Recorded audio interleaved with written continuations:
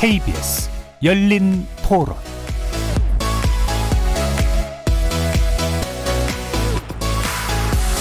안녕하십니까. KBS 열린 토론 정준희입니다. 윤석열 검찰총장이 사의를 표명했는데 진퇴양난 상황 속에서 모두가 예상한 바라고 생각을 하고 있고 그럴 수밖에 없었다고 생각합니다. 임기가 얼마 안 남아서 큰 의미는 없는데 일단 뭐 자기 의견 표현한 거니까 인정해야지. 구체적으로 그게 중수청이 만들어지면 서민들한테 어떤 영향을 주는 것에 대한 것은 사실 잘 없어요. 그런데 검찰이 하고 있는 행태들에 대한 불만들이 그런 쪽으로 표출이 됐고 뭔가 개선하는 쪽으로 가고 있지 않나 하는 기대는 있습니다. 검찰의 기능에 대한 그런 역할적인 문제도 있지만 정치적인 목적이라고 보기 때문에 결국에는 다 사람이 관여를 하는 문제인데 거기를 또 통제하는 기관이 또 부재하다는 게 가장 큰 문제일 것 같고요. 검찰에 견제할 수 있는 기능을 좀 더 갖추는 게 더 맞다고 봅니다. 검찰의 권력임의 힘이 너무 혼자만 독점하고 있는 것은 견제와 균형의 원리로 중수청 설치 찬성이요. 첫술에 배부를 수 없지만 바꿔가면서 잘할 거라는 그런 기대를 가져가야 되겠죠. 기득권자의 편파성이 있을 것 같아요. 지나치게 표현하면 꼭두각시가 될 수가 있어요. 검찰이 진정한 국민을 위한 조직으로서 일했으면 좋겠어요. 거리에서 만나본 시민들의 목소리 어떻게 들으셨습니까? 오늘 토론 주제는 윤석열 총장 전격 사퇴 배경과 중대범죄수사청에 관련된 논의입니다. 최근 여당의 중대범죄수사청 입법 추진에 대해서 강력한 반대 의사를 표명했던 윤석열 검찰총장. 검찰에서의 자신의 역할은 여기까지인 듯하다 하면서 오늘 오후 전격적으로 사퇴 의사를 밝혔습니다. 윤석열 검찰총장은 검찰의 수사권을 완전히 박탈하는 건 부패범죄 수사를 포기하는 것으로 헌법 정신에 위배된다면서 중수청 추진 움직임에 강한 불만을 표시한 바 있는데요. 문재인 대통령이 즉각 사의를 수용하면서 윤 총장은 검찰총장 임기제가 시행된 1988년 이후 취임했던 22명의 검찰총장 중 임기 이전에 물러난 14번째 총장이 된 셈입니다. 여권에서는 수사와 기소의 완전한 분리를 목표로 중수청을 설치하는 게 검찰개혁의 완성이라고 주장하는 반면 야당과 법조계 일각에서는 검경수사권 조정과 공수처 신설에 따른 문제를 확인하지 못한 상황에서 새로운 입법에 착수하는 것은 문제가 있다고 보는 것 같습니다. 오늘 KBS 열린 토론에서는 네 분의 관련 전문가와 함께 윤석열 검찰총장의 사퇴가 갖는 정치적 의미 살펴보고요. 중대범죄수사청 설치 관련 쟁점들 그리고 수사권과 기소권의 완전한 분리 방안이 갖는 의미, 여러 우려되는 점들에 대해서도 자세히 짚어보겠습니다. KBS 열린 토론은 여러분이 주인공입니다. 문자로 참여하실 분은 샵 9730으로 의견 남겨주십시오. 단문은 50원, 장문은 100원에 정보 이용료가 붙습니다.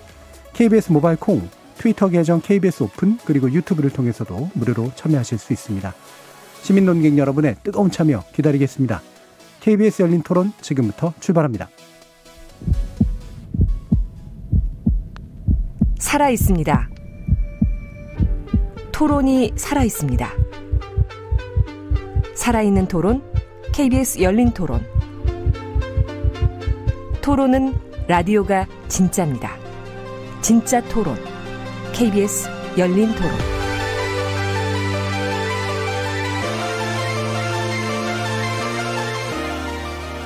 오늘 토론 함께해 주실 네 분 패널 소개하겠습니다. 먼저 김병민 국민의힘 비대위원 나오셨습니다. 안녕하세요. 반갑습니다. 그리고 광주지검 순천지청장 역임하신 김종민 변호사 자리하셨습니다. 네, 안녕하십니까. 그리고 오창익 인권연대 사무국장 함께하셨습니다. 안녕하세요. 민주당 법률위원회 부위원장 맡고 계시죠? 조기현 변호사 나오셨습니다. 예, 안녕하십니까. 자, 일단은 오늘 원래 논의는 이제 중대범죄수사청 설치 법안을 둘러싼 여러 가지 논란, 그 다음에 거기에 대한 뭐 보완 방안 내지 또 다른 어떤 그 대안적 견해 이런 것들에 관련된 논의인데요. 이 논의를 위해서 약간 간단하게 어떤 입장을 좀 갖고 계신지를 좀 내부 의견 좀 들어보고 그 다음에 또 현안의 하나가 돼버린 이 윤석열 총장에 관련된 논의 또 이어가도록 하겠습니다. 먼저 일단 중대범죄수사청, 주수청이라고 부르죠. 이 법안에 관련해서 어떤 의견들을 가지고 계신지 일단 김종민 변호사님 의견부터 들어보겠습니다. 네, 문재인 정부 출범할 때 공수처와 검경수사권 조정이 사실상 검찰개혁의 완성이다라고 공약을 했었고 작년 말 다 끝났습니다. 그러면은 이제 앞으로 공수처와 이제 수사권 조정에 따라서 국가수사본부가 출범했기 때문에 그것을 지켜봐도 되는데 갑자기 이 임기 4년 차가 돼가지고 그동안 말이 없던 중대범죄수사청 얘기가 나오는 것은 좀 적절치 않다라는 생각입니다. 예. 그럼 일단 앞 단계에서의 개혁에 대해서는 어떤 생각이신가요? 저는 기본적으로 그 공수처는 좀 문제가 있다고 보고요. 예. 그다음에 이제 국가수사본부를 중심으로 한 수사권 조정도 그 경찰 수사에 대한 사법 통제 장치가 없어졌다는 점에 대해서 굉장히 우려하는 입장입니다. 예. 그러니까 앞 단계 개혁에 대해서도 그다지 찬성하지는 않는 그렇습니다. 그런 입장이시네요. 자, 그럼 오창익 국장님. 국가가 실제로 쓸 수 있는 가장 강력한 힘은 국가형벌권입니다. 그러니까 범죄한 사람 죄를 묻고 뭐 벌 주는 건데 국가형벌권은 뭐 몇 가지 권한으로 구성되어 있는데 이를테면 수사할 수 있는 수사권, 그리고 재판에 붙이는 기소권, 뭐 형의 집행권, 뭐 그 사이에 뭐 영장 청구권 이런 게 있습니다. 지금 말씀드린 4개의 강력한 권한이 각기 다 강력한데 이게 모두 다 검찰이 독점적으로 가지고 있습니다. 예. 그래서 헌법이나 대한민국의 건국 이념에 따르면 이제 민주적 통제, 견제와 균형의 원리에 따라서 형사사법 절차도 진행돼야 되는데 그런 면에서 대한민국의 형사사법 제도가 실패하고 있었고요. 검찰개혁이 일부 진행됐습니다마는 뭐 검찰개혁의 본질에는 가닿지 못했습니다. 그래서 검찰개혁의 핵심은 뭐냐? 검찰이 가지고 있는 독점적 권한을 민주적으로 나누는 데 있다라는 거고요. 그러기 위해서는 검찰이 가지고 있는 큰 2개의 권한, 수사권과 기소권을 분리하는 게 검찰개혁의 완성은 아니지만 굉장히 중요한 본질적 관건이라는 인식에 이르게 된 겁니다. 문재인 정부가 정권 초기부터 이런 본질적인 검찰개혁을 하지 않거나 못했던 건 좀 아쉽지만 임기 후반부에 이게 정권 차원에서 진행하는 건지 일부 여당 국회의원들이 추진하는 건지는 모르겠습니다만 지금이라도 논의되고 또 법안이 준비되는 건 늦었지만 다행스러운 일이라고 생각합니다. 예. 기본적인 입장은 어쨌든 지금이 좀 더 본질에 가까이 다가가고 있는 방식인 건 맞는 것 같다라고 보시는 거죠? 중대범죄수사청 설립에 찬성하는 입장이죠. 네. 그러면 제가 간단히 좀 여쭙고 싶은 게 이게 민주적 통제랑 권력기관의 권력을 분산하는 거랑이 연결은 되지만 두 가지가 똑같은 문제는 아니잖아요. 물론 아까 이제 민주적 분산이라는 표현을 써주셔서. 그러니까 검찰총장도 이제 부패 수사 역량 이런 말씀들을 하시는데 부패라는 건 어디에 생기냐면 독점에 생깁니다. 한 기관에 여러 중요한 권한들이 독점되어 있으면 부패하기 쉽죠. 이를테면 라임 사태 때 김아무개 회장이라는 사람이 왜 검사들에게 룸사롱 접대를 하고 싶어 했나? 거기에 힘이 있기 때문이에요. 그러니까 가지고 있는 힘을 쪼개는 게 민주적 원리인 거죠. 물론 이것으로 검찰개혁이 완성되는 건 아니고 뭐 다른 여러 나라에서 볼 수 있는 것처럼 검찰 단계에도 배심이 있거나 한 나라가 있거든요. 일본도 그렇고 뭐 미국도 그런데 그런 식으로 민주적 통제까지 가야 되는데 저는 굉장히 중요한 두 번째 이를테면 검찰개혁 시즌 2가 시작되고 있다고 생각합니다. 바람직한 일입니다. 민주적 통제 문제는 뭐 좀 더 나중에 것이고 일단은 이제 분산이라는 원리 쪽에 좀 더 가까운 걸 강조해 주셨네요. 김병민 비대위원님. 네. 윤석열 총장이 이 중수청 설립을 두고 부패 완판이라는 표현을 썼죠.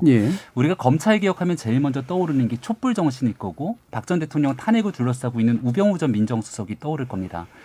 대한민국의 검찰이 위임받은 권력이 제대로 일을 하지 못했을 때 그것을 견제하고 제대로 된 검찰의 역할들을 하는 것이 중요하다고 사람들을 목놓아 얘기했기 때문에 그 당시에 필요하다고 나왔던 게 고위공직자 범죄수사처, 이 공수처로 역할을 다하라는 것이었고 두 번째로 이 검찰이 견제받지 않는 권력으로 이 비대화되고 있는 것을 막으라고 검경수사권 조정 2가지를 얘기했던 것이겠죠. 이 2가지 내용들이 사실상 문재인 대통령이 2017년도 후보에 나왔을 때 공약집에 들어가 있습니다. 하지만 지금 주장하고 있는 중수청의 경우는 이 문재인 대통령이 과거에 이 대통령으로 당선되던 시절 얘기했던 언급했던 내용들 어디에도 들어가 있지 않는 상황이고 이 내용을 전제로 깔고 있는 건 결국 현재 있는 검찰 조직의 완전한 폐쇄 조치에 준할 정도의 상황으로 이어질 수밖에 없다는 것이겠죠. 제일 중요한 것은 이 부패 문제를 언급하기 시작한다면 현재도 검찰 조직이 살아있는 권력을 향해 수사하고 있는 많은 부분들을 억제하는 모습을 보이는 것 아니냐라고 얘기를 하고 있는 건데 여기에 중수청 설치를 통해서 검찰 권력을 완전히 무력화시켰을 때 살아있는 권력에 대한 통제 가능성 이런 부분들이 사라지게 될 것에 대한 우려들이 커질 수밖에 없기 때문에 지금 국민들에게 약속하지 않았던 이와 같은 중수청 논의를 이제 와서 끄집어내고 있는 그 내용들에 대해서는 비판의 소지들이 충분하다고 생각합니다. 예, 그럼 제가 두 가지 한번 좀 점검차 여쭈고 싶은 게 중수청이라는 명칭은 안 들어갔지만 수사권과 기소권을 기본적으로 이제 나누는 그런 식의 문제에 대해서는 원칙적으로 밝힌 부분이 좀 있었던 것 같은데 그 부분에 대해서 어떻게 생각하시는 거냐랑 또 한 가지는 아까 이제 그 검찰 조직의 그러니까 폐쇄에 준한다라는 표현을 쓰셨는데 이를테면 그러니까 기소권들을 가지고 있는 그런 부분조차도 그건 거의 폐쇄에 가까운 거다라고 보시는 건가요? 지금 이 중수청 설치에 관한 법률 안에 대한 기본적인 전제는 현재 있는 검찰청법을 완전히 폐지하게 될 수밖에 없는 상황입니다. 검찰청법을 폐지하고 난 다음에 이 중수청이 도입될 수밖에 없는 여지로 흘러갈 수밖에 없는 내용이기 때문에 거기에 대해서는 기존에 있었던 검찰 조직 시스템 자체를 무력화시키는 것에 대해서는 이론의 여지가 없을 거라는 생각이 들고요. 첫 번째 수사 기소 분리에 대해서는 어느 생각을 갖고 있냐고 이제 말씀을 주신 거잖아요. 애당초에 2017년도 시점으로 돌아가게 되면 검경 수사권 조정을 통해서 상호 견제 균형을 맞추기 위해서 나름대로 수사 기소에 대한 기능을 분리하는 내용들이 들어가 있습니다. 그럼에도 불구하고 추가적인 보안, 수사 등에 대한 검찰의 기능들을 당시 공약집에서도 더불어민주당은 다 내용들을 인지하고 거기에 대해서 약속을 하고 있는 지점이거든요. 근데 지금 얘기하고 있는 이 중수청 설치에 관련된 내용들은 검찰이 가지고 있는 기본적인 수사 기능들을 완전히 빼앗아가겠다고 하는 거기 때문에 초창기에 국민께 약속했고 현재 진행되고 있는 내용과는 결이 상당히 다르다는 말씀 드릴 수밖에 없습니다. 자, 조기현 변호사님. 예, 그 중대범죄수사청이라는 공약은 없었던 건 맞죠. 근데 대통령의 공약상의 기소와 수사의 분리라는 거는 일관된 입장이었고 민주당이 계속적으로 추진해왔던 검찰개혁 안에서도 핵심적인 검찰개혁의 내용입니다. 본질이고. 또 거슬러 올라가면 기소와 수사의 분리는 재정형사법, 소송법 때부터 논의가 있었던 70년 묵은 과제입니다. 그거를 이제 와서 실현하는 그 과정이고요. 말씀하신 대로 이 검찰에 집중된 권한이 막강하고 그로 인한 폐해에 대해서는 뭐 일일이 열거하지 않아도 충분히 공감할 수 있는 내용들이 있을 거라고 보고요. 이 부분의 핵심적인 문제가 지난 검경 수사권 조정 법안에서 제대로 반영되지 않은 부분이 있었습니다. 아쉽지만 그때 뭐 하나의 개혁 과제로 처리가 됐었으면 좋았겠지만 6대 주요 범죄를 여전히 검찰에 직접 수사권으로 남겨둔 문제 때문에 사실상 검경 수사권 조정 법안이 통과됐음에도 불구하고 이 오래된 수사 기소의 권리의 원칙 본질적인 문제가 해소되지 않았던 거거든요. 굳이 검찰개혁 이기 이렇게 표현을 합니다만 계속적으로 해왔던 일관된 방향의 검찰개혁의 완성을 위해 가고 있는 것이고요.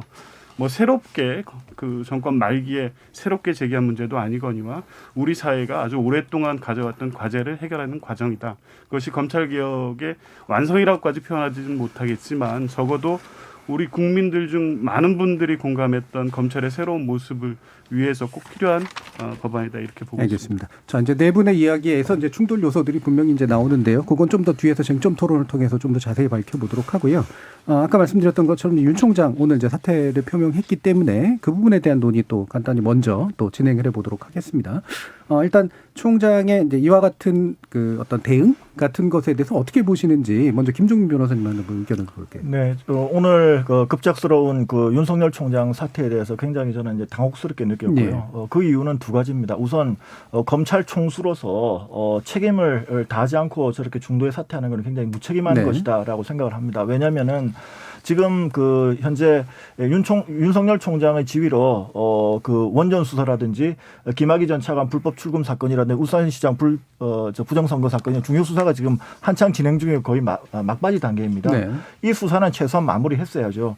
특히 이제 이런 권력형 수사를 한다는 이유로 그동안 그 과거 의혹대 어느 정권에서도 볼 수 없는 거의 이 그 국가 폭력에 준하는 이런 식의 그런 사태가 윤석열 총장 검찰을 중심으로 벌어지지 않았습니까? 그 인사로 6개월마다 그 수사 검사들을 갖다가 이동시키고, 그다음 윤석열 총장에 대해서 되지도 않는 징계를 강행하고 했던 이런 것들, 그런 것들이 있었는데 그럴수록 끝까지 버텨서 수사를 마무리했어야 됐는데 그 점은 못했다. 그게 첫 번째 지점이고요. 두 번째는 그 지금 중수청에 대해서 전국의 그 검사들을 상대로 의견 수렴 중입니다. 그러면 이거는 총장 개인의 그 의사와 상관없이 총장으로서는 전국 검찰의 총위를 다 모아가지고 전국 검사장회를 했어야 됩니다. 그래가지고 거기서 검찰 총위를 모아가지고 정부에 건의를 하고 국회에 건의를 해서 적어도 검찰의 종합된 의견이 이렇다라고 얘기를 하고 그럼에도 불구하고 정권에서 민주당에서 밀어붙일 때 그때는 사퇴할 수도 있죠. 네. 그런 절차를 지키지 않고 바로 물러났다는 점에 대해서는 저는 굉장히 아쉽게 생각합니다. 네. 현재 진행 중인 주요 수사에 대해서 책임을 안 진 결과다. 그다음에 검찰의 어떤 보편적인 의견을 만들어서 그 안을 제시하고 그것이 받아들이지 않았을 때 사퇴했으면 몰라도 지금 그게 완결이 안 된 상태다. 이렇게 보신 거네요. 지금 오늘 윤석열 총장의 행태는요. 사실 그동안 검찰총장 임기제가 도입된 이후에 특히 민주화 이후에 반복적으로 봤던 검찰의 행태입니다. 그러니까 검찰은 기득권 조직으로서 자기 조직이 가지고 있는 힘을 조금이라도 놓칠라 치면 검찰총장이 사퇴하고 평검사 회의를 열고 검사장 회의를 하고 이런 것들을 해요. 딱 10년 전에도요. 김준규 검찰총장 시절에도 그랬어요. 임기가 딱 2달 남았는데 검경 수사권 조정 때문에 사퇴한다고 그랬습니다. 사의를 표명하고는 뭐라고 그랬냐면 당시에 서울에서 세계 검찰총장 회의가 열리니까 당장 그만두지 못해 안타깝다 하면서 임기를 채웠어요. 이런 방식이 반복되는 겁니다. 그러니까 지금 오늘 윤석열 총장의 행태는 뭐냐면 어떻게 해서라도 검찰이 가지고 있는 기득권을 사수하겠다라는 것이고요. 그게 왜 중요하냐면 첫 번째는 저는 신현수 민정수석 오늘 그만두신 분도 마찬가지인데 한 번 검찰은 영원한 검찰입니다. 앞으로 변호사가 되고 전관 특혜가 있는 상황에서 사실 검찰총장이라는 고위직도 후배들 눈치 보지 않을 수 없거든요. 그래야 매출이 뜨고 어마어마한 수익을 챙길 수 있습니다. 정말 떼돈을 버는 구조가 존속하고 있죠. 이게 바로 대표적인 부패 구조입니다. 이런 구조에서 자유롭지 않다는 측면이 하나 있고요. 그래서 윤석열 총장이 이전의 검찰총장, 이전의 다른 검사들과 마찬가지로 행태를 보이고 있다는 게 첫 번째 포인트고 두 번째는 어제 대구 가면서 제2의 고향이고 또 오늘은 적절하지 않은데 앞으로 국민들을 위해서 하겠다. 오늘은 또 자유민주주의를 위해서 보호하기 위해서 노력하겠다. 이거는 전형적인 검찰총장 사직의 변이 아니라 새로운 정치인이 탄생했음을 알리는 변이거든요. 그러니까 자기의 정치적 행보를 위해서 검찰총장이란 직을 아주 미련도 없이 과감히 내던진 건데요. 이렇게 무책임한 사람이었나 싶습니다. 아쉽습니다. 검찰의 기득권을 방어하기 위한 것이다라는 면에서는 동일하다. 기존의 검찰 행태와. 또 한 가지는 근데 또 게다가 정치적이었다라는 말씀이신데 전직 검찰이신 김종민 변호사가 계셔서 한번 검찰은 영원한 검찰이라는 발언이 좀 나와서 약간 한번 말씀 듣고 이제 글쎄 저는 기본적으로 윤석열 총장의 행보가 적절치 않았다는 점에 좀 동의합니다. 저는 만약에 윤 총장이 오늘 사퇴할 생각이 있었다 그러면 어제 대구를 갔으면 안 됐다고 생각을 합니다. 저 그 점에 대해서는 국장님하고 생각을 동일하게 하고요. 그거는 정치적 행보든 아니든 그 속마음을 알 수는 없으니까 결과적으로 오늘 사퇴 발표로 어제의 대구 행보는 적절치 못했다는 점에서는 저는 동의합니다. 그렇지만 지금 국장님께서 과거 역대 총장들이 기득권 사수를 위해서 사표를 던지고 온몸으로 저항했다고 그러는데 저는 전혀 거기에 동의하지 않습니다. 저도 옛날에 검사와의 대화 당시에 평검사 회의에 참여했던 주역 중에 한 명입니다.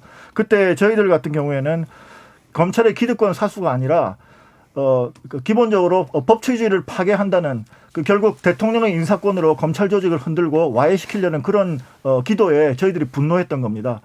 그런 것들이 이제 참여정부 때 이후 지금 문재인 정부 때는 너무나 노골적으로 지금 파괴적으로 일어나고 폭력적으로 일어나는 거죠. 과거 역대 어떤 정권이 6개월마다 검찰 간부 인사를 하고 그다음에 아까 말씀하셨으니까요. 간단히만.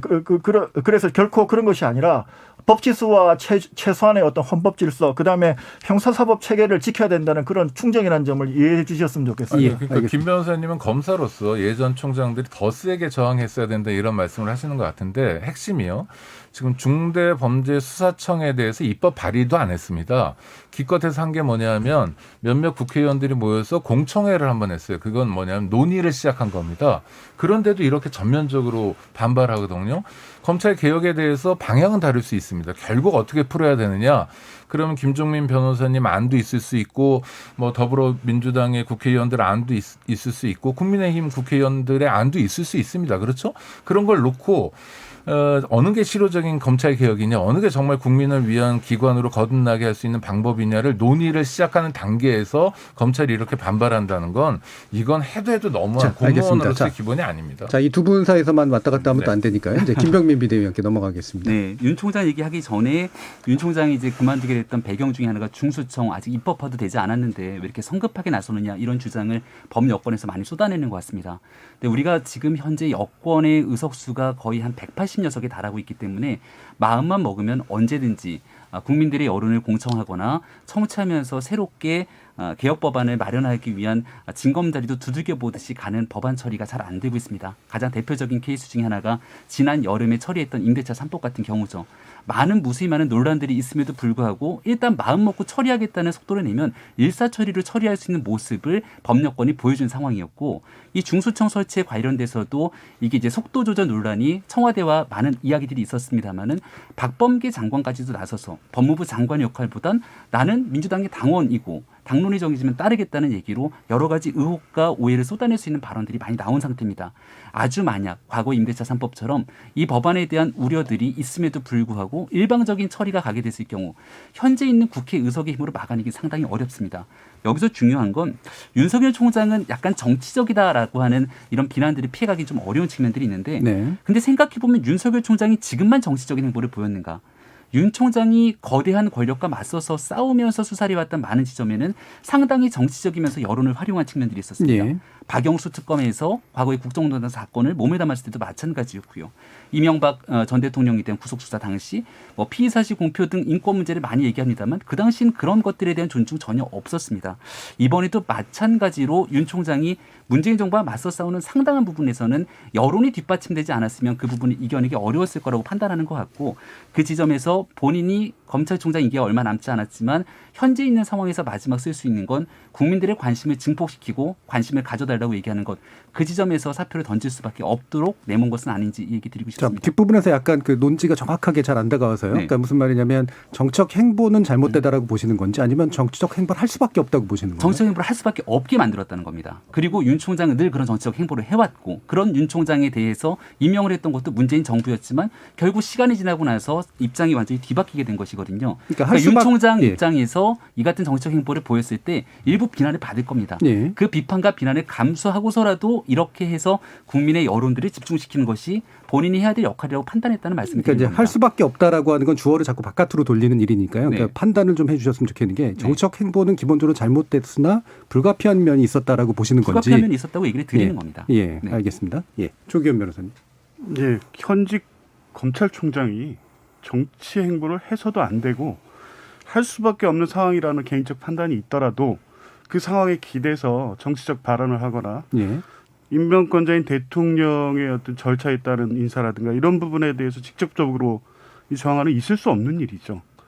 일단은 공직자의 중립 의무에 반하는 것도 있고, 검찰총장은 그 검찰 업무 수사를 총괄하는 직에 있는 사람인데 이 정치적 성향을 드러낸 행위 자체가 수사의 공정성이라든가 결과에 대한 의무를 제기받을 수밖에 없는 문제거든요. 그래서 엄격하게 정치 개입이나 정치적 발언을 해서도 안 되고 자제돼야 되는데 이미 조국 수사 이후에 계속해서 국회에 나와서도 그렇고 지금 최종 사퇴하는 과정에서도 누가 보더라도 정치적 행위를 했죠. 그 정치적인 발언은 그 지금 말씀하신 대로 이 거대 권력에 저항하는 검찰의 어떤 정의로운 모습처럼 이렇게 묘사를 하셨는데, 그 정부의 어떤 정책에 대해서 반대할 수 있고 검찰의 입장을 가질 수도 있습니다.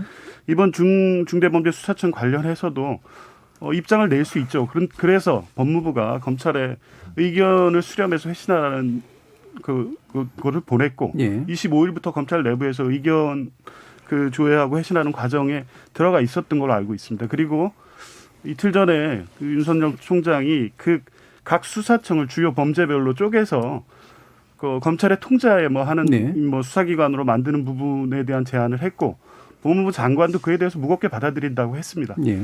이렇게 절차를 통해서 검찰의 의견을 개진할 수 있는 것을 보장하고 있고 그런 과정을 통해서 검찰의 입장을 취합해서 낼 수 있었는데도 불구하고 그러지 않고 사퇴라는 카드를 던지면서 본인의 정치 행보를 위한 수단으로 검찰총장직을 이용했다. 이렇게 평가할 수밖에 없죠. 예. 자, 그러면 그 중수청 얘기를 사실 하긴 해야 되는데 이거 자꾸 중간다리가 되는 것 같아서 한 번 더 판단했으면 좋겠는데요. 해석이 이제 조금씩 다르신 부분이 좀 있잖아요. 물론 크게 다른 부분도 있긴 합니다만. 그러면 윤 총장의 사태가 아까 이제 김병민 비대위원의 말씀으로 보면 결국은 여당이 지금까지 해온 건 압도적 다수로 밀어붙이는 일이니까. 그러니까 이제 이거는 법안을 구상하고 있다는 것 자체가 좀 있어 마음만 먹으면 그냥 통과시키겠다는 얘기다. 따라서 사퇴를 해서라도 이걸 막아보겠다라고 하는 거고 그다음에 여론을 동원해 보겠다라는 거다. 그런 의미에서의 정치성은 어느 정도 용인돼야 된다라는 그런 취지의 얘기를 해 주셨기 때문에 이 사태가 그런 의도 내지 효과가 있을 거라고 생각하시는지 김종인 변호사님 한번 말씀 들어볼게요. 글쎄 저를 그 부분에 대해서는 제가 뭐 과연 아는 바도 없고 네. 윤 총장의 내심이 어떤지 알 수는 없지만 저는 순전히 옛날에 검찰에 몸담았던 사람으로서 네. 검찰총장으로서의 어떤 책임과 의무 사명 이런 측면에서 오늘 사태는 상당히 시기도 맞지 않고 그다음에 마무리를 하지 않고 떠났다는 점에서 아까 말씀드린 대로 예. 상당히 무책임하고 좀 아쉬운 점이 많았다라는 점 다시 한번 말씀드리고 그 싶습니다. 부분을 아까 이제 말씀 주신 거 강조해 주신 거고 효과는 어떨 것 같으세요? 그래서 효과는 모르겠습니다. 그러니까 예를 들면 이제 아까 김병민 비대위원은 뭔가 여론 동원이 가능할 거라고 보시는 것 얘기를 같은데. 할게요. 일단은 윤 총장이 정치적으로 마음대로 던지고 나왔는가. 그 이전에 정세균 총리가 먼저 했던 발언들이 있죠. 그러니까 윤석열 총장의 발언들이 좀 과한 측면들이 있지만 거기에 대해서 해임 건의안을 끄집어낼 수 있는 발언들을 쏟아냈고요. 네. 윤석열 총장이 법과 절차 원칙에 따라서 하나둘씩 밟고 지나가면 굉장히 좋았을 거라는 생각 아마 많은 국민들이 하실 겁니다. 그럼 지난날 추미애 장관이 취임하고 있었던 순간 검찰 조직의 인사들이 과연 법과 원칙과 절차에 맞춰서 진행됐는가. 특히 신현수 민정수석 파동으로 잘 알려져 있습니다만 박범계 장관 취임하고 나서는 추 장관처럼 안 한다고 했어요. 윤 총장이랑 만났죠. 만나고 나서 결국 인사했던 모든 부분들은 만나는 건 요식행위였을 뿐 결국 본인들이 하고 싶은 방식으로 다 진행을 한 겁니다. 그런 측면에서 윤 총장이 취할 수밖에 없었던 행동들 그리고 헌정사상 초유의 검찰총장 임기가 남아있음에도 불구하고 징계를 했던 지난날의 과정을 보면 왜 윤석열 총장이 이럴 수밖에 없었는지에 대한 원칙과 절차를 어겼던 상대적인 부분들이 같이 맞물려 돌아간다 이런 얘기 드리고요. 예. 효과성에 대해서 이제 말씀을 조금 더 드릴 수밖에 없는 건 윤석열 총장은 지금 본인이 좋든 싫든 유력한 대권 주자로서 많은 사람들의 입방아에 오르내리고 여론조사 수치에 잡히게 되죠. 결국 이 상황에서 본인이 정치를 할 수밖에 없는 상황으로 좀 내몰리고 있다 이렇게 볼 수 있는 여지들이 충분해 보입니다. 예. 근데 본인이 나와서 정치를 하고 말고에 대한 영역은 대통령 본인이 하고 싶다고 하는 게 아니거든요. 과거 수많은 사례들이 보여주듯이 국민의 마음을 꾸준하게 오랜 기간 동안 얻어야 되는 것인데 네. 윤 총장이 적어도 지금 이 순간 본인이 직을 던짐으로써 문재인 정부가 그동안 해왔던 많은 개혁 과제들이 정말 국가의 권력기관으로서의 견제와 균형을 맞추기 위한 개혁이 아니라 본인들의 권력을 유지하면서 끊임없이 검찰 조직들을 살아있는 권력을 유지하기 위한 말살 수단으로 썼다라고 하는 부분에 대해서 하나의 전쟁을 선포한 거거든요.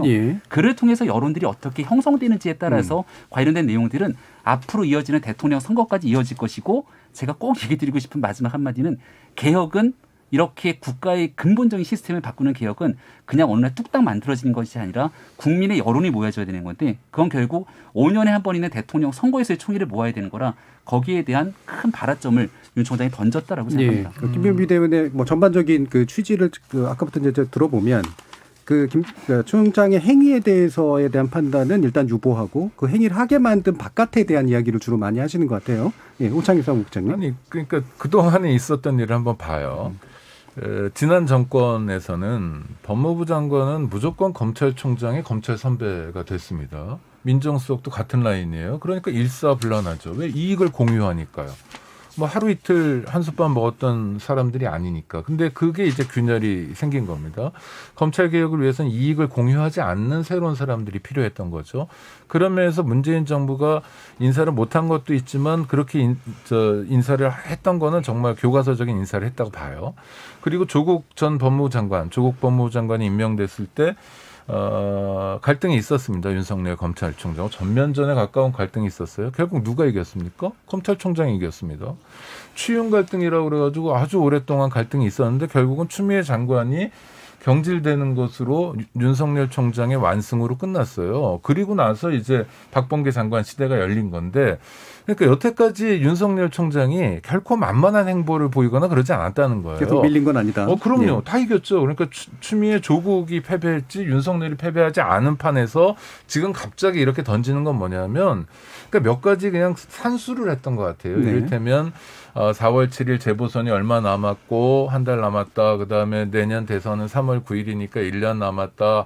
그다음에 지금쯤 저 여론조사가 자꾸 지금 이낙연 저 민주당 대표보다 떨어지고 있으니까 반등 요인을 해야 된다라는 아주 정치공학적 판단을 해가지고 이렇게 저 검찰총장이란 중요한 직을 내던졌는데 이건 정말 온당하지 못한 태도입니다. 예, 그 부분은 물론 이제 그 사무국장님의 추정이시니까. 제가 지금 지금 문재인 정부 들어와서 검사 인사에 관해서 좀 드릴 말씀이 있는데, 지금 오차익 국장님께서는 뭐 윤 총장이 못한 게 뭐 있냐, 분수령 마음대로 다 인사하지 않았냐라고 하지만 아니요, 인사를 마음대로 했다는 게 아니라. 이 아주 저 미시적인 인사에서는 이를테면 추미애 장관이 원하는 바를 얻었을지 모르지만 결국 추윤 갈등이란 게 진행될 때 승자는 윤석열 검찰총장이었죠. 굵직한 대결에서는 윤 총장이 자신의 검찰권을 이용해서 이겼다라는 말씀이세요. 제가 드리고 싶은 말씀은 이제 결국은 제일 중요한 부분이 이제 검사 인사권인데요. 검사 인사권자는 대통령입니다. 대통령이 제거하지 않는 인사는 있을 수가 없습니다. 검사 인사에서. 그래서 모든 검사에서 지금 대표적인 그 인물이 이성윤 서울중앙지검장 아닙니까? 이성윤 서울중앙지검장 같이 저런 식의 인사는 검찰 역사상 없었습니다. 그렇기 때문에 그렇고, 그다음에 추윤 갈등 말씀하셨는데, 지금 그동안의 국민 여론이 추미애 장관은, 제가 법무부에 근무하면서 6명의 장관을 모셨지만은 저런 장관은 없었어요. 그렇기 때문에 국민 여론이 악화돼서 그랬던 것이지, 저는 추윤 대결에서 윤석열 총장이 승리하고 추미애 장관이 패배했다고 생각하지 않습니다. 마찬가지로 추미애 장관은 기본이 안 된 법무부 장관이었어요. 아니요, 저는 그 부분은 한마디만 추미애 장관을 위한 변론. 저는 소년원에 관심 많아요. 소년 보호. 근데 소년 보호에 대해서 역대 장관 누구도 관심을 표하지 않았는데 추미애 장관한테 소년원을 좀 개혁할 수 없냐 그랬더니 소년보호혁신위원회라는 외부 전문기구를 발족시켜줬습니다. 법무부 역사상 처음이에요. 여태까지 소년원에 대한 책임을 검사들이 다 졌잖아요. 그렇죠? 범죄예방정책국장을 했지만 소년원은 정말 한 끼 밥 뭐 1,800원 먹으면서 정말 어려운 상황에서 범죄와 절연하고 사회화되지는 않고 정말 험한 꼴을 당하면서 어떻게 살았어요. 최초의 관심이 추미애 장관이었고요. 교정개혁위원회가 만들어진 것도 추미애 장관 시절입니다. 이를테면 법무부가 잘 아시겠지만 검찰 사무만 있는 게 아니잖아요. 대국민 그 법률 서비스에서 해줘야 될 게 많은데 그런 걸 균형 있게 한 최초의 장관일 수도 있는 거예요. 판단에 따라서. 그러니까 저는 그 김 변호사님께서 6명의 장관을 만났다면서 그 주관적인 평가를 그렇게 하시는 건 저는 온당치 않다고 생각합니다. 그 부분 다 어떤 차이가 있는지 드러난 것 같고요. 조기현 변호사님. 이제 인사권 말씀하시는데 다 아시겠지만 검찰청법에 그 법무부 장관이 검찰총장의 의견을 들어서 제청하고 대통령 인사하도록 돼 있습니다. 검사 입장 그리고 윤석열 총장 입장에서 그리고 주변에 윤석열 총장 주변에 그 검사들 입장에서는 마음에 들지 않는 탐탁치 않은 인사라고 볼 수도 있습니다. 근데 인사라는 게 윤석열 총장의 의지대로 반영된 의사는 적정한 의사이고 대통령과 법무부 장관이 검찰 개혁이라든가 지금 당면에서 법무부의 어떤 현안 과제의 필요성 때문에 한 인사라면 그것이 검찰의 입장이 전적으로 반영되지 않았다고 부적절한 인사라고 이렇게 평가할 수는 없다고 보고요.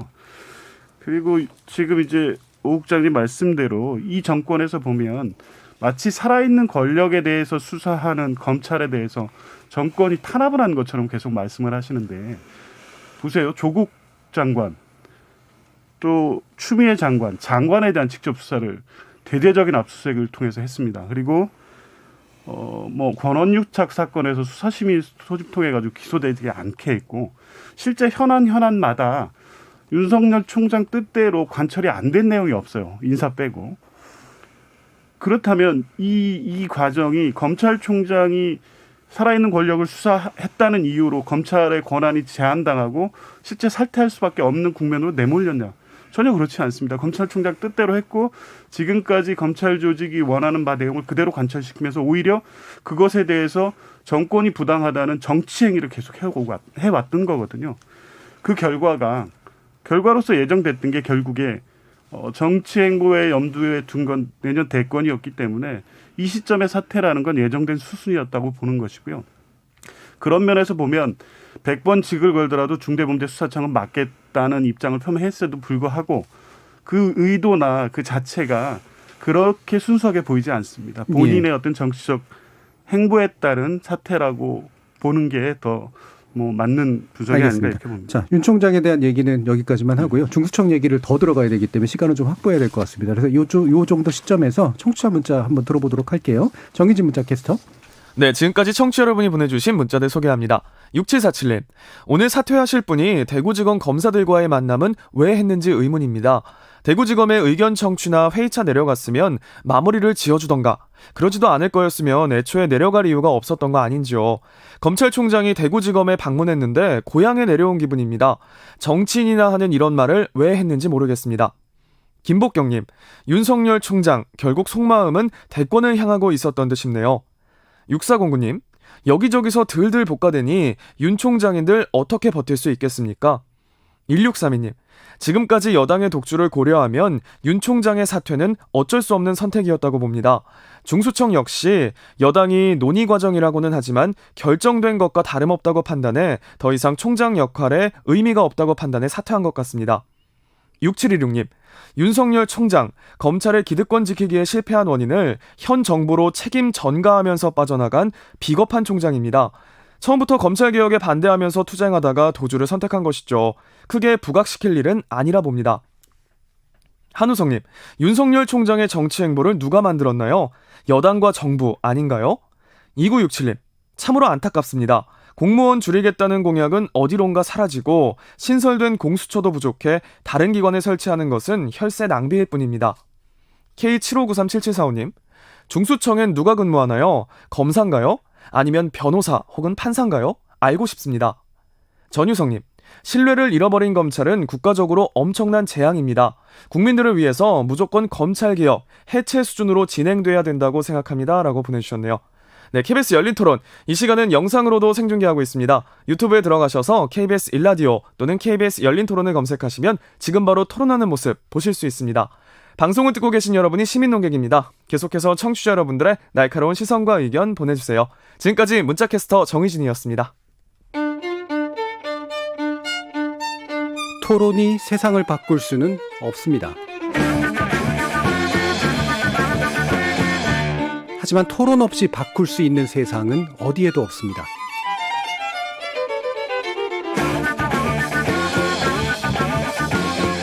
세상의 선한 변화를 갈망하는 당신.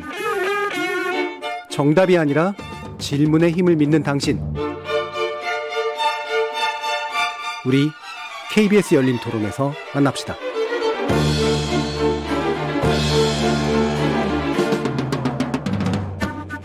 KBS 열린 토론, 오늘은 윤석열 총장 전격 사퇴 그리고 중대범죄수사청 설치 계획안을 놓고 민주당 법률위원회 부위원장 맡고 계신 조기현 변호사, 그리고 오창익 인권연대 사무국장, 광주지검 순천지청장을 역임하셨던 김종민 변호사, 그리고 김병민 국민의힘 비대위원, 이렇게 네 분과 함께하고 있습니다.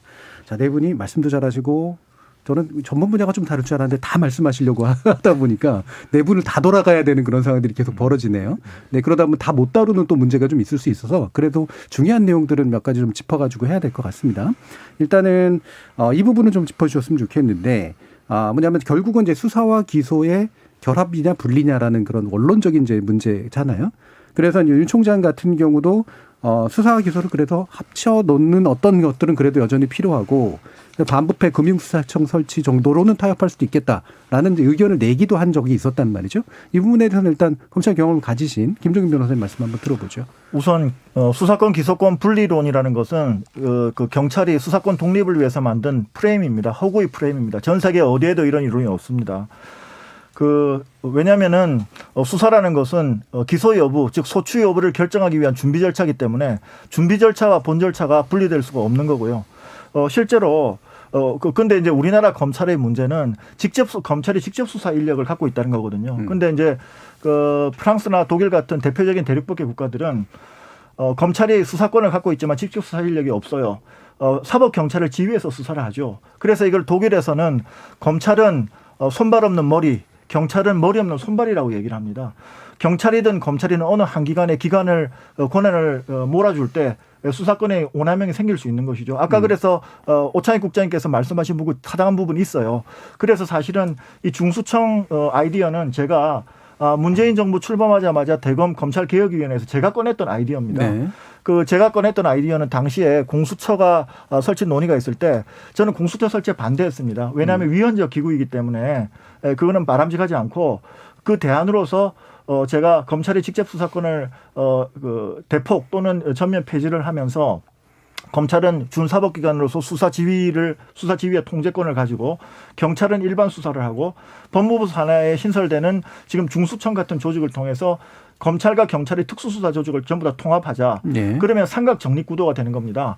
검찰은 수사지휘, 경찰은 일반 수사, 법무부 산하 중수청은 특별수사 이런 식으로 삼각 정립을 하고 대신에 경찰과 중수청 같은 경우에는 독자적인 수사권을 행사할 것이 아니라 사법경찰로서 검찰의 실효적 지휘를 받아서 수사를 하게 되면 그럼 어느 한 기관도 권한 오남용을 할 수가 없어요. 예. 그다음에 윤 총장이 말씀하셨던 반부패청 이것도 제가 낸 아이디어입니다. 예. 중수청 같은 경우에 과거 대검 중수부가 그랬듯이 권한이 한쪽으로 몰리면은 권한이 남용될 가능성이 있어요. 그렇기 때문에 그걸 갖다 각 파트별로 쪼개가지고 미국식입니다. 미국하고 영국식인데 거기에는 각 대상 범죄별로 해서 반부패 수사청, 그다음에 금융경제범죄수사청, 그다음에 대테러 공안수사청, 그다음에 조직범죄 마약수사청 이런 식으로 쪼개자라는 아이디어를 제가 아이디어 차원에서 냈죠. 그런데 중요한 전제는 검찰의 실효적인 수사 지휘권이 보장이 되어야만 그 아이디어가 타당한 것이고 그렇지 않으면은 그것은 독자적인 수사권을 행사하는 경찰 조직이라고 그러면은 그것은 만들어지면 안 됩니다. 자, 수사 기소의 완전 분리라고 하는 건 경찰이 자신의 입지를 확보하기 위해서 만들어낸 프레임입니다. 허상의 이론이다. 그렇습니다. 네. 자, 이런 말씀이시고 잠깐만요. 네.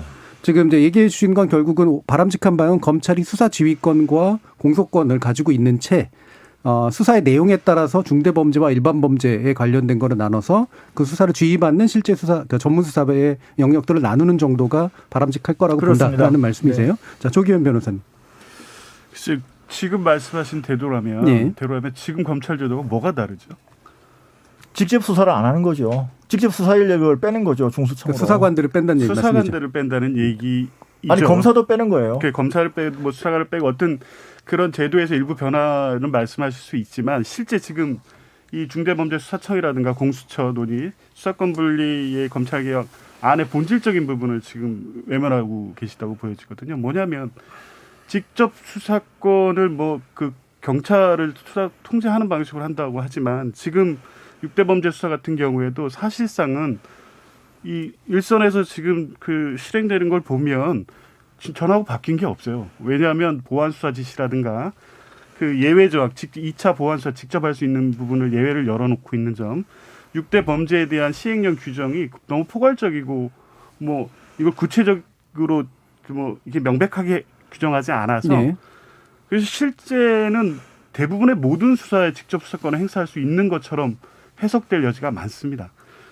그리고 이제 그런 측면을 보면 수사 기소 분리라는 대원칙에서 출발한 검찰 개혁안이 아직 출발한 정도에 불과할 뿐 어떤 본질적 문제를 해결하지 못했기 때문에 현재의 제도대로는 좀 불완전하다는 거고요.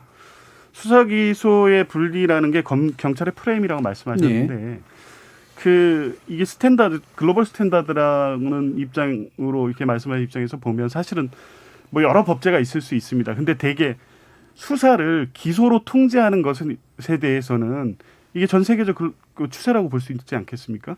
수사를 전혀 그렇지 않습니다. 전혀 그렇지 않습니다. 외국 제도를 잘 모르시는 겁니다. 아닙니다. 달리 볼 수 있는데요. 외국 제도는 제가 말씀드리겠습니다. 마지막 결론에서 말씀드리면 수사라는 게 수사하는 사람은 결국에 유죄의 확증을 갖고 수사를 하게 되고 결국에 그러면 기소를 하기 위한 수사를 할 수밖에 없습니다. 이제 그렇게 되면 실제 유죄가 있는지 없는지에 대해서 명확하게 증거로서 확정되지 않은데도 불구하고 자꾸 무리한 기소가 되기도 하고 특히 중요 범죄라든가 정치 권력 관련 수사에서는 그러한 수사권이 기소권과 분리되어 있음으로 해서 굉장히 정치적 목적의 수사도 행해지는 과정이 지금까지 있었고요. 그래서 기소와 수사 분리라는 거는 검찰제도 자체 태동 때부터 사실은 이게 원칙적으로 그러한 견제의 균형을 필요하다고 해서 설계된 것이고 각 나라마다 이제 적용하는 방식은 약간씩 틀립니다. 근데 기소와 수사의 분리가 이 마치 검찰 제도의 당연한 본질인 것처럼 말씀하시는 거는 사실과 좀 다르다고 봅니다. 예. 자, 일단 해외 부분에 대해서 아마 두 분이 그러니까 아마 굉장히 다른 아마 증거들을 좀 내미실 것 같긴 한데 그건 약간 미루고 일단 김병민 비대위원 말씀 듣고 그다음에 오창희 사무국장님 말씀 들어볼게요. 일단 검찰을 굉장히 거악으로 규정하고 있는 이 문제들 때문에 검찰의 힘을 좀 빼야 된다라고 하는 부분에서 수사 기소 분리 문제들이 치닫고 있지 않습니까? 근데 지금 현재 많은 국민들이 보시기에 이용구 법무부 차관에 대해서 경찰이 수사를 하다가 결국은 봐주기 수사로 덮은 것 아니냐라고 하는 내용들의 진실들이 하나둘씩 드러나고 있는 와중이기 때문에 여기에 대한 수사권들이 다른 어딘가로 이관되고 중수청이라는 게 설립돼서 많은 권한을 가져가게 됐을 경우에 여기에 대한 견제와 균형은 과연 어떻게 맞추면서 제대로 그들이 제대로 된 수사를 이어갈 수 있을 것인가에 대한 걱정과 불안도 여전히 상존하고 있는 상황입니다. 한 가지 좀 얘기 드리고 싶은 것은 고위공직자 범죄수사처가 설치되고 나면 많은 부분들에 대한 검찰 개혁이 이루어지고 우리 사회에서 이 공수처 설치를 주장했던 것은 과거의 검찰이 제대로 된 살아있는 권력 수사를 못하기 때문에 만들었다는 거잖아요. 근데 얼마 전에 김진우 공수처장의 얘기를 들어보니까 그래서 1년에 공수처 수사 몇 건 정도 진행됩니까? 라고 하니 1년에 한 4건 정도를 얘기하더라고요. 고위공직자 범죄수사처에서 1년에 수사할 수 있는 게 한 건당 한 최소한 3, 4개월 정도가 걸리기 때문에 1년에 한 4건 정도의 수사가 진행될 것이라고 얘기를 하게 되는데 그렇다면 우리가 당초에 생각했던 것처럼 공수처가 대한민국 사회에서 있는 고위공직자의 범죄들을 뿌리 뽑을 수 있는 제대로 된 역할을 할 수 있는 것인가? 지금 어제 오늘자로 한국 사회에서 국민들을 굉장히 분노하게 만드는 건 LH공사에서 일어났던 국민들이 권한을 부여했더니만 거기에서 자기들끼리 투자하고 일어났던 많은 일들이 일어나는데 이게 참여연대와 민변 등 시민단체를 통해 드러났지만 제대로 된 수사를 통해서 드러나고 있는 국가 권력들이 도대체 무엇을 하고 있었는가에 대한 지적들이 있습니다. 과연 중대범죄수사청이 신설되고 났을 때 그들이 제 역할을 다하면서 권력형 부패, 중대범죄들을 다 끌어낼 수 있는가에 대한 궁금증들이 생길 수밖에 없는 것이고요. 차라리 검찰 지금 현재 얘기하고 있는 것처럼 비대해진 검찰 개혁에 힘을 많이 뺀 것 아닙니까?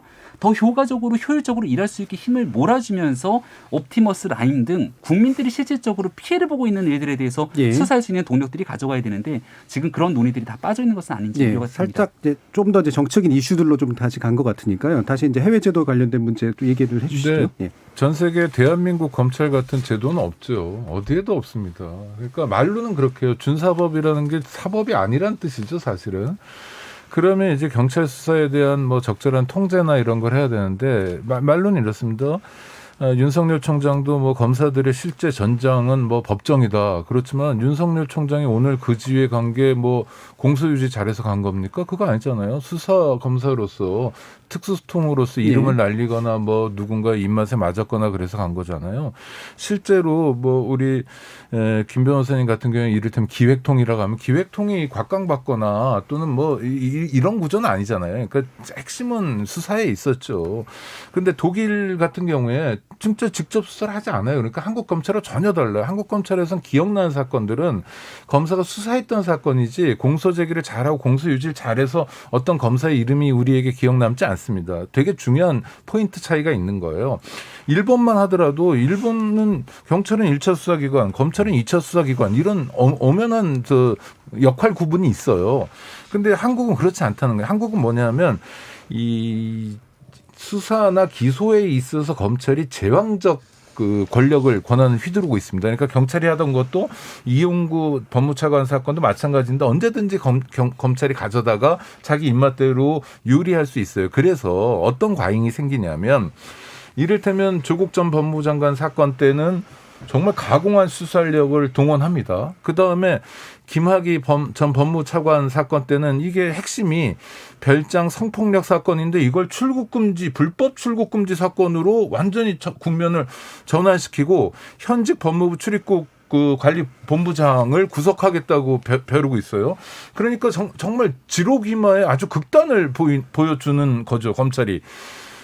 그래서 이제 마침내 검찰이 스스로 부패 세력이 되었다는 겁니다. 자, 수사 기소 분리 문제에 제도적으로 좀 더 집중해 주시죠. 네네. 네. 저는 검찰이란 제도 자체가 우리는 뭐 해방 이후에 건국하면서 동시에 나왔지만 역사적인 연원은 사또 재판하지 말자는 거잖아요. 그렇죠? 그러니까 이 권한을 쪼개고 쪼개야 우리가 안전할 수 있다는 거예요. 그러니까 견제와 균형이라는 원리에 따라서 재판하는 데가 있으면 기소하는 데가 있고 그럼 수사하는 데가 있고 이래야 안전해지는 거죠. 서로 견제할 수 있고 서로 들여다볼 수 있고 이런 걸 왜 없애는 겁니다. 그리고 지금 중대범죄수사청을 만드는 게 검찰이 하고 있던 역할을 옮겨가는 거지 부패 수사를 안 하겠다는 게 아니에요. 대한민국이 앞으로 부패 수사를 포기하겠다는 게 아니라 기소하고 상관없이 정말 수사만 한번 전담을 해가지고 국민들을 위해서 제대로 된 수사 서비스를 보여주자는 거죠. 알겠습니다. 자, 수사 기소 분리 문제 아까 이제 강력하게 김정민 변호사가 사실 우리나라의 예가 그렇게 막 드문 예가 아니고 실제로 상당 부분은 수사 기소가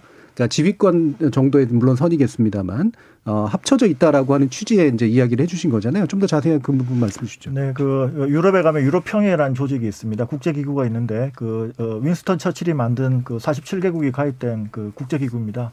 제가 프랑스 대사관에서 2년간 근무를 했기 때문에 거기 출장도 자주 갔었는데 거기에서 나온 자료를 보면 47개국 중에서 39개국, 38개국 정도가 경찰에 대한 수사 지휘를 하고 수사를 컨덕트한다고 그럽니다. 그러니까 중요한 것은 직접 수사 인력이 없을 뿐이지 사법경찰을 검사의 수사 보조자로 해서 수사를 다 하고 있습니다. 검찰이.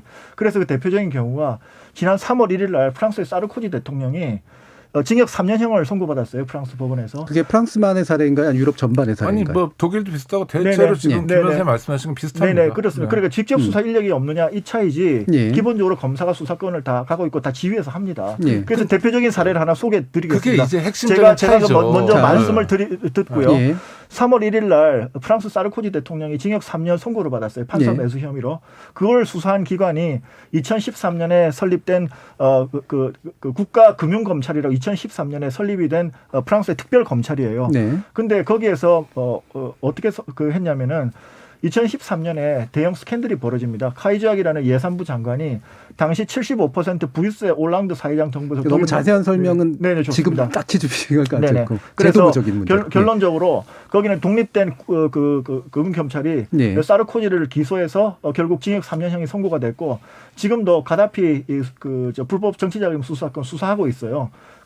그렇기 때문에 지금 그런 사례가 없다는 것은 완전히 사실을 왜곡하는 겁니다. 그 사례라고 하는 게 이제 범죄 사례를 말씀하는 게 아니라 아니요, 수사 제도적으로 말씀드리는 건 검찰이 다 수사를 하는 겁니다. 교과서적으로 수사와 기소의 권한이 독일 검찰에게 있죠. 근데 김 변호사님 아까 말씀하신 것처럼 독일 검찰에 대해서 우리가 표현하는 대표적인 표현이 뭡니까? 손발 없는 머리예요. 손발이 없어요. 그러니까 부패할 가능성이 훨씬 더 줄어들어 있는 거죠. 그런데 한국 검찰은 어떻습니까? 실제로 머리의 역할보다 손발의 역할이 훨씬 더 중요하잖아요. 윤석열은 손발의 역할을 해서 검찰총장이 이르게 된 사람이잖아요. 그러니까 그런 평가는 일단 나중에 하시고요. 그게 굉장히 중요한 포인트 차이인데. 아니요. 그러니까 지금 확실해야 되는 건 김종민 변호사님은 수사기소의 완벽한 분리라고 하는 건 사실은 허상이다라고 말씀하시면서 적어도 직접 수사의 범위는 제해놓지만 수사의 지휘라든가 2차 수사라든가 이런 방식으로는 대부분의 검찰들이 저는 만약에 그러면 그것도 하나의 중요한 방법이라고 생각해요. 이를테면 특수수사청은 여러 가지가 있을 수 있어요. 왜냐하면 금융범죄나 이렇게 반부패 범죄가 지능화되거나 또는 뭐 조직화되니까 대응하기 위한 별도의 수사기구를 만드는 거 좋고 이를테면 검찰이 이후에는 지휘만 하고 어떠한 직접 수사도 안 한다면 정말 독일식으로 간다면 전 찬성할 수 있습니다. 제가 검사였던 분들이나 검찰에 요구하고 싶은 건 뭐냐면 미국도 좋고 일본도 좋고 영국, 프랑스, 독일 어디도 좋으니까 그 나라대로 한번 해보자. 한국 검찰을. 절대로 그렇게 안 가잖아요. 지금 이제 제도를 구상하고 있는 방식에 대한 논의니까요. 조기현 변호사님 이 부분에 대해서 또 다른 의견이 있으실 것 같은데요. 그 해외의 다양한 사례가 유사한 것도 있고 다른 것도 있습니다. 그러니까 수사 기소라는 거를 아주 이분법적으로 딱 해서 수사 기소권이 한 곳에 집중돼 있냐 분할돼 있냐 이런 논의로는 다양한 사례가 있고 그 각 나라별 사례도 형사법제와 그 민주주의 체제가 정착되는 과정에서 다양한 변화를 겪었습니다. 영국 같은 경우에는 경찰이 기소권 수사권 다 갖고 있다가 그것이 문제가 되니까 84년에 국가 공소청 설립하고 그러다가 이제 또 이 중대 범죄에 대해서 문제가 생기니까 SF 지금 우리 뭐 민주당에서 이제 많이 참고 사례를 영국의 사례로 보고 있는데 이런 과정을 하고 있는 거죠. 제일 중요한 포인트는 뭐냐면 수사와 기소가 완벽하게 분리되어 있느냐 일정 정도 통합되어 있느냐 문제가 아니라 수사와 기소가 분리가 되든 일부분 통합되어 있건 수사와 기소에 관해서 통제할 수 있는 수단과 제도가 마련되어 있느냐 이런 문제입니다. 그러니까 미국 같은 경우에도 대배심제를 통해서 직접 기소 여부를 판단할 수 있게 해줬고 영국의 그 중대범죄수사청 같은 경우에도 거기 뭐 우리나라 공수처랑 비슷합니다. 하나에 1년에 한 12개 정도 하는데 지금 말씀대로 거기에 있는 검사는 수사권과 기소권을 갖고 있어요. 근데 그 내부에서는 기소와 수사의 역할이 명확히 구분되어 있다는 겁니다. 그러니까 그거를 일률적으로 그 SF 민주당이 모델로 삼고 있는 영국의 중대범죄수사청은 거기는 기소권 수사권 다 갖고 있지 않느냐라고 단순하게 평가할 수 없는 문제거든요. 그런 여러 가지 제도들을 다 이제 고려해서 중대범죄수사청의 기능과 수사 범위라든가 이런 거를 지금 입법하는 단계고요. 지금 말씀하신 대로 이 문제가 되고 있는 부분에 수사와 기소에 관련해서 일정 정도 뭐 권한을 부여한다거나 이런 부분에 대해서도 열어놓고 지금 논의를 하고 있습니다. 그게 이제 일부 언론에서는 검찰 수사권 완전 박탈이라든가 이렇게 자극적인 언어로 이렇게 단순화시켜서 표현됐을 뿐이지 실제 논의 자체는 수사 역량을 유지하고 반부패 수사 역량을 유지하면서 기존의 검찰의 폐단을 어떻게 막을 것인가에 대한 본질적 어떤 문제 해결을 위해서 그 논의가 집중되어 있는 것이고 지금 말씀하신 여러 가지 제도적 한계라든가 문제의 해외 사례에 대해서는 다양하게 연구하고 분석해서 지금 상황에서 검찰개혁도 제대로 될 수 있게 하면서도 국민들이 우려하거나 일각에서 제기하거나 검찰 내부에서 문제 삼고 있는 부분들을 반영할 수 있는 적절한 그 중대범죄수사청의 모양을 어떻게 만들 것인가에 대해서 지금 그런 논의를 폭넓게 진행하고 있고 적어도 지금 우려하시는 것처럼 검찰 수사권 완전 박탈 이런 뭐 이렇게 해서 검찰에 해체하는 수준의 뭐 이런 논의처럼 보시는데 기소와 수사의 분리라는 원칙은 충실하면서도 지금 우려하는 부분까지 충분히 담아내기 위한 논의가 진행되고 있다 이렇게. 그러니까 그 수사와 기소의 완전 분리냐 아니면 완전 통합이냐라고 하는 건 너무 단순한 이제 그 전선이다라는 말씀을 들었는데요. 조기현 변호사님이나 오창희 사무국장의 말씀 들으면 결국은 중간에 어떤 조정을 거쳐서 한국에 맞는 어떤 형사사법 제도를 만드는 건 필요한 일이다라는 데 대해서는 어느 정도 유연한 입장이신 것 같은데 아까 검수완박 관련해서는 이게 단순히 언론만의 문제는 아니라 이제 또 민주당 일각에서 또 얘기했던 얘기기도 하니까 그래서 이제 그 가지는 생각들은 좀 있는 것 같아요. 예, 한번 들어보죠. 네, 검수완박 일단 검찰의 수사권을 완전히 박탈하겠다는 것은 황운하 의원이 제출했던 법안 내용을 보면 거기에 명확하게 드러나지 않습니까? 일단 이거 수사기소 분리라고 하는 얘기를 하고 있지만 검찰의 수사권을 완전히 가져가는 내용이 있기 때문에 저는 근데 민주당에서 왜 이런 법안들을 성급하게 내서 조금 전에 우리 변호사님 말씀 주셨던 내용처럼 이렇게 가고자 하는 우리의 방향성들이 있는데 충분하게 총의도 모으고 그러면서 여론들을 수렴하면서 검찰을 개혁할 수 있는 얘기들로 국민적 여론들을 좀 조성해보자라고 했으면 이런 방식으로 3월 달에 신속하게 발의하겠다. 이런 얘기들을 나오지는 않았을 거라는 생각이 듭니다. 근데 여기에 대해서 가장 안타까운 건 지금 검경 수사권 조정 같은 경우가 올해 초에 처음으로 시행이 되고 있는 거잖아요. 한 번도 가보지 않은 길들을 굉장히 어려운 논의 과정들을 통해서 가고 있습니다. 저는 개인적으로 반대되는 측면과 우려되는 측면들이 많이 있습니다.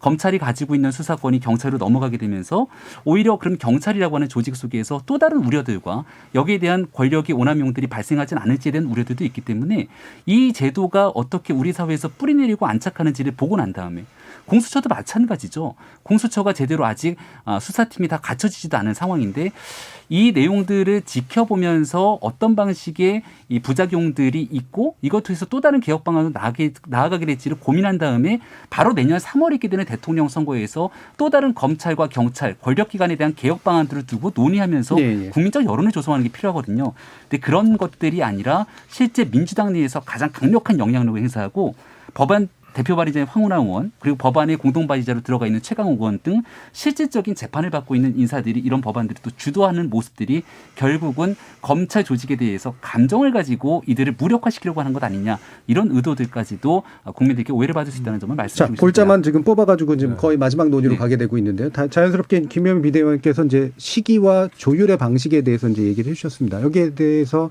각자 또 가지신 의견들이 좀 다르실 것 같아서요. 일단은 오창희 사무국장님 어떤 정도의 시기와 조율 방식들을 가져야 된다고 보십니까? 그러니까 일반적으로는 맞는 얘기인데 구체적인 사례 속에서는 맞지 않습니다. 아까 고위공직자범죄수사처 말씀하셨지만 1년에 3-4건 정도 다루면 많이 다룬다는 거예요. 그러니까 실효적인 검찰 개혁 방안이었나에 대한 의문이 좀 있는 거고요.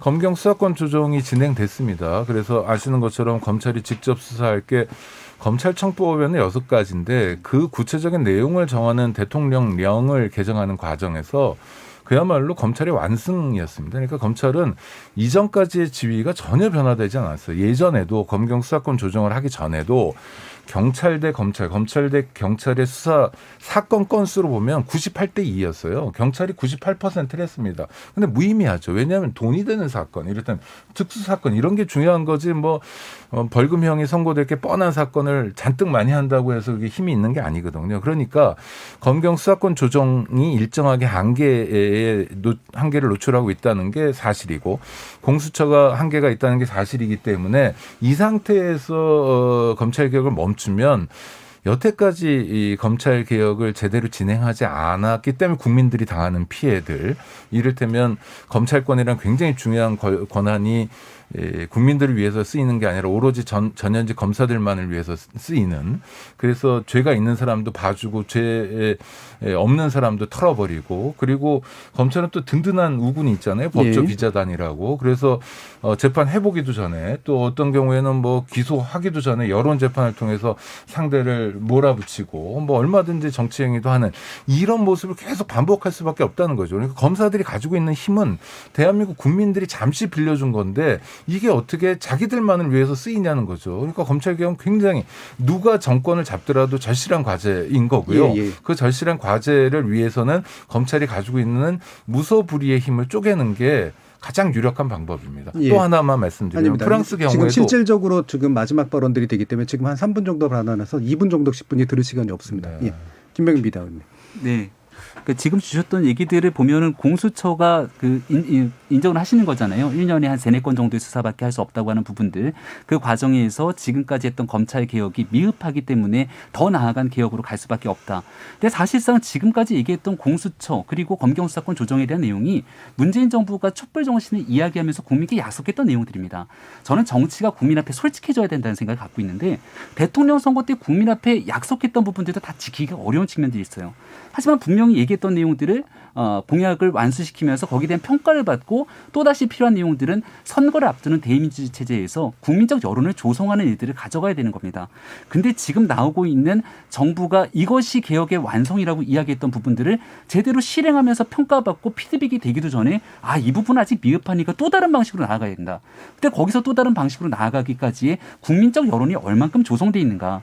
저는 제 기억에는 지금도 2017년 촛불을 들었던 사람들의 검찰개혁의 민심은 여전히 우병우 전 수석에 맞춰져 있다고 생각하는데 지금 현재 문재인 정부가 추진하고 더불어민주당이 추진하는 검찰개혁의 과정들은 과연 그때의 촛불을 들었던 국민들의 마음과 같은 결을 가고 있는가에 대한 문제제기를 드릴 수밖에 없습니다. 우병우 수석은 수석 당시의 수석을 얘기하는 건가요? 검찰 당시의 우병우를 얘기하는 건가요? 우병우 민정수석을 얘기하는 거죠. 그게 검찰개혁하고는 어떤 관련이 있는 건가요? 그 당시 우병우 민정수석과 그리고 검찰 조직 내부의 문제 속에서 관련성과 그리고 이 내용들 때문에 제대로 된 권력 내부에서 국민이 위임한 권력을 통제 이 내용을 분명하게 그 법적으로 문제가 있는 내용들이 있다면 검찰이 나서서 이 부분을 막았어야 되고 민정수석도 제 역할을 해야 되는데 그걸 제대로 하지 못했다는 거 아닙니까? 민정수석과 검찰 간의 또 뭐 끈끈한 관계에 대한 말씀을 해주셨죠. 네트워크와 연관성, 살아있는 권력을 향해서도 수사할 수 있는 용기 이런 것들이 없었다는 건데 지금 문재인 정부에서 파생돼서 나오고 있는 내용들 신현수 민정수석 결국 사의 표명을 다 받아냈고 검찰이 살아있는 권력을 향해서도 수사하려고 하는 모습들을 와해시키는 게 현재의 모습이기 때문에 정작 2017년도의 촛불 정신의 검찰개혁과는 상당히 다른 모순적인 측면이 있다는 게 되는 겁니다. 자, 조기현 변호사님. 뭐 살아있는 권력에 대한 수사가 이 정권만큼 광범하게 진행된 정권이 있었나요? 저는 오히려 최초의 대통령이 말씀하신 대로 검찰의 독립성을 완전히 보장해 주었는데 오히려 검찰개혁의 뜻을 같이 할 것으로 보고 임명했던 윤석열 총장이 검찰 조직을 위한 총장으로 남았다가 끝내 이렇게 사퇴하게 된 것이라고 보고요. 다시 원론으로 돌아가면 이 기소와 수사의 분리는 형사소송법 제정 당시의 논의였습니다. 그 당시에도 국회 회의록을 보면 그 대륙법계, 그 유럽의 법제라든가 영미법제에 대해서 다양하게 그 입법 논의를 진행하고 있었고 그 결과 원칙적으로 수사 기소 분리는 맞는데 다만 오래된 식민지의 폐해 때문에 경찰에 대한 불신이 크고 그때 경찰에 전면권 수사권을 부여하면 경찰의 또 과잉 수사 파쇼가 우려된다.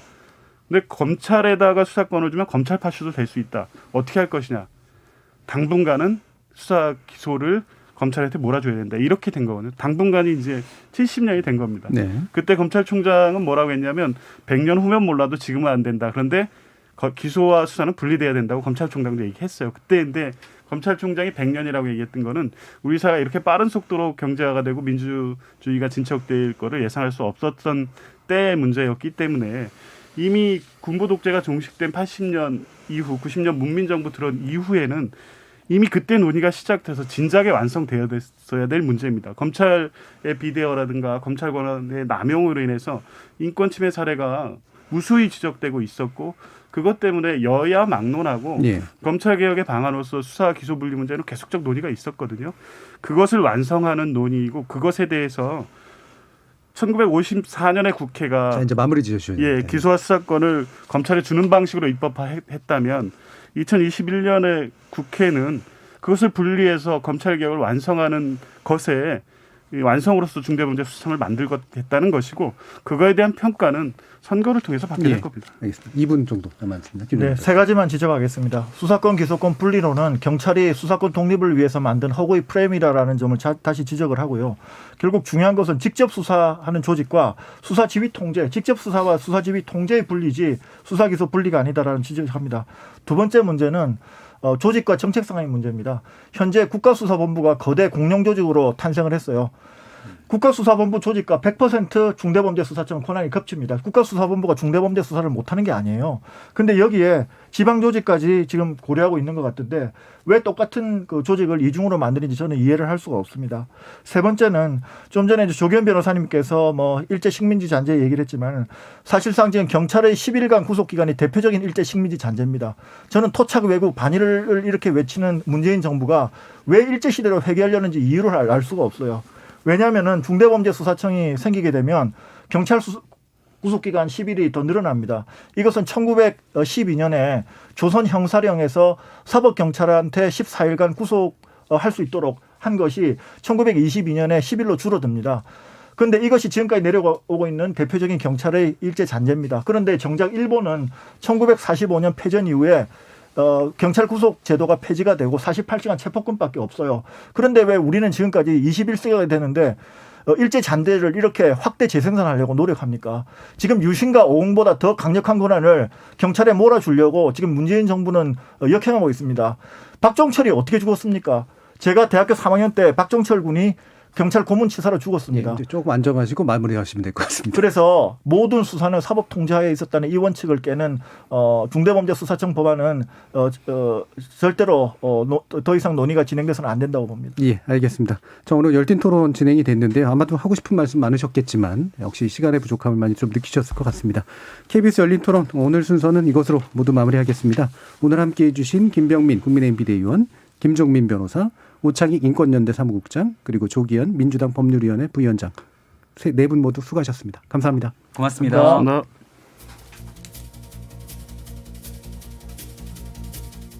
오늘 들어보셨겠지만 검찰의 수사권, 기소권 분리하는 것, 그리고 중대범죄수사청 신설하는 것, 여러 논의가 필요한 사항인 것만은 분명한 것 같습니다.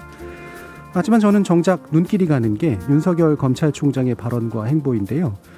비록 장기적이라는 단서를 달아놓기는 했었지만 수사권과 기소권의 분리 경향이라는 방향성에 대해서는 동의했던 바 있고, 검찰은 법과 제도를 만드는 게 아니라 집행하는 조직이라고도 했었죠.